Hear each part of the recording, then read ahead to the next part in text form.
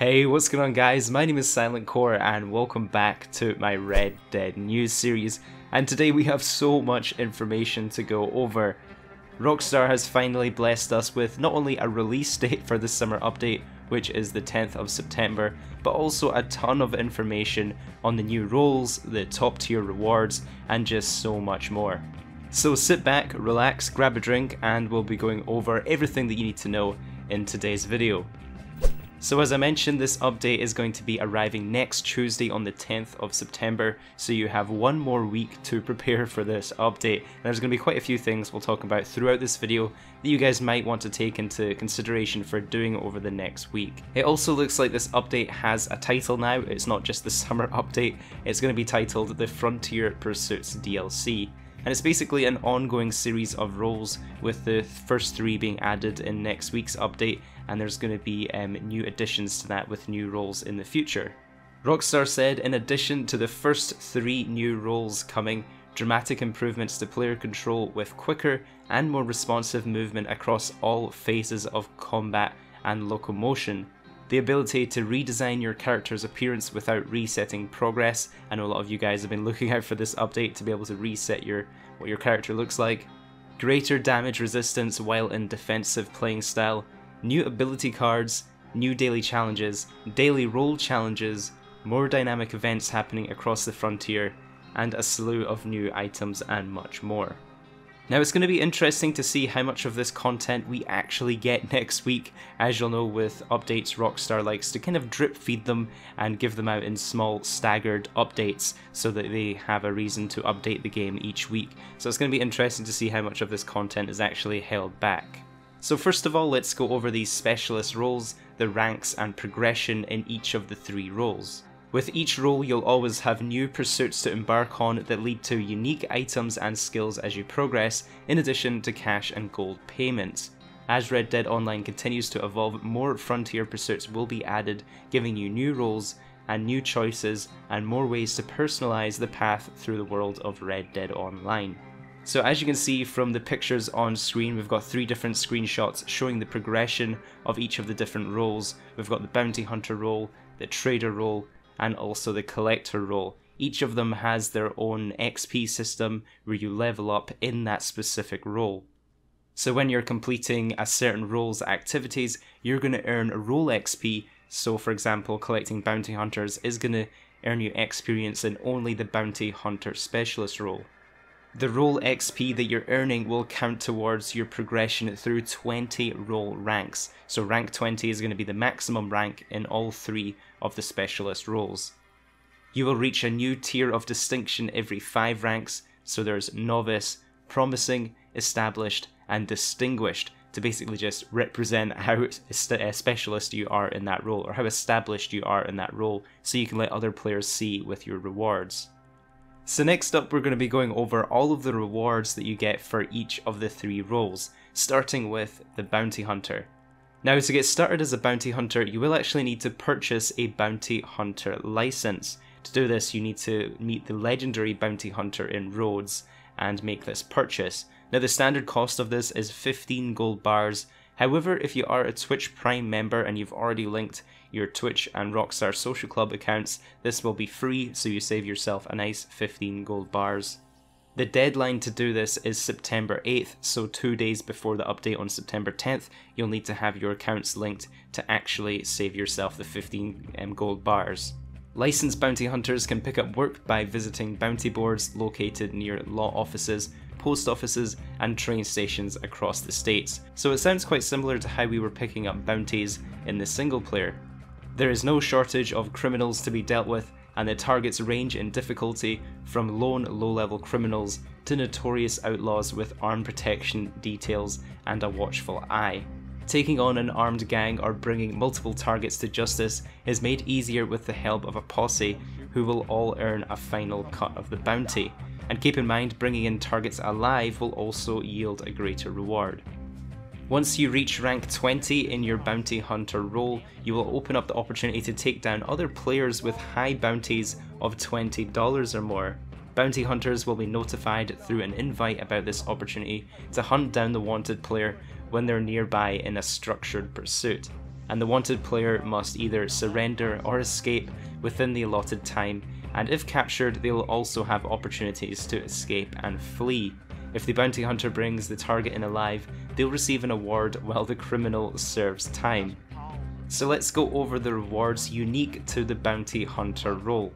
Focus allows you to use Eagle Eye and have your targets glow red, a reinforced lasso, a reverse spin, basically a weapons trick, a tonic satchel upgrade, an upgraded Eagle Eye ability to allow you to use it while you're sprinting on your horse, spin up, a weapon trick you can perform with a pistol or revolver, a satchel upgrade allowing you to store more items in your kit, a tracking arrow pamphlet, a reverse spin up trick, the ability to duck for protection while on horseback, I assume to avoid bullets if people are chasing after you, Bolaz, which is a thrown weapon for tangling the legs of bounties, a bounty wagon where you can securely retain bounty targets, perception to be able to receive notifications of bounties from a greater distance, and also a couple of different gun tricks, so alternating flips and dual gun spinning.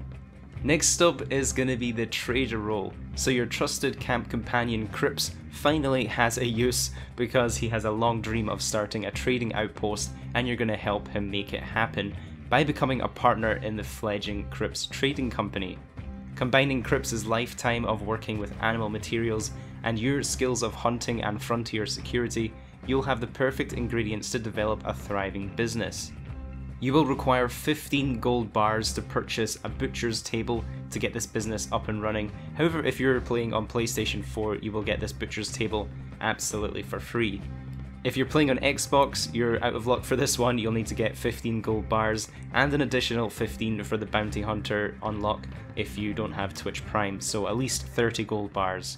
So this business will involve you providing Cripps with materials through hunting animals. So this requires pristine pelts and carcasses to provide better yields.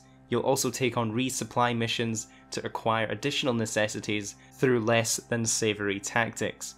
Once supplied, Cripps will begin turning the materials into sellable goods, which can then be sent out on a low-risk local deliveries for payment or across greater distances for a premium.